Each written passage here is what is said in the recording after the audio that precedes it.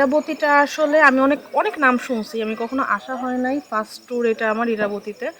But it was mind blowing মানে experience actually. এই জায়গাটা এত কজি, এত it's kind of meditation type.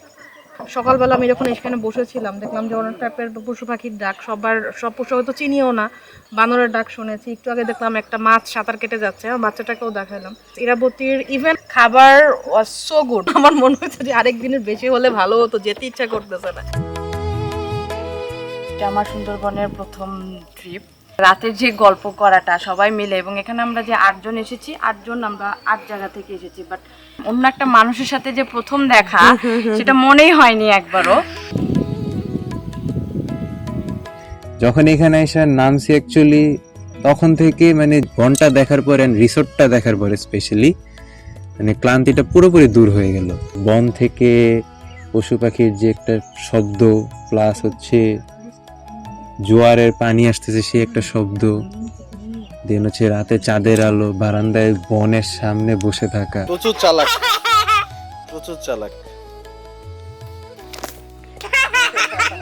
আমরা যারা এখানে সার্ভিস করতেছি সবাই লোকাল, এমনকি আমাদের এখানে আমরা চা কফিও বেচি না। ওদের পাশে একটা দোকান করা আছে, তার একটা কর্মসংস্থান করে দেওয়া হয়েছে ওখানে। এখান থেকে যা কিছু আমরা গেস্টদের সার্ভ করতেছি অথেন্টিক একটা জিনিস সার্ভ করতেছি, যেটা গ্রামের লোকাল সবজি, আপনার গ্রামের বাড়িতে যে হাঁস মুরগিগুলো পোষা হয় সেই হাঁস মুরগি, নদীর মাছ, যেটা আমরা এখানে চাষি কোনো মাছ গেস্টকে খাওয়াচ্ছি না।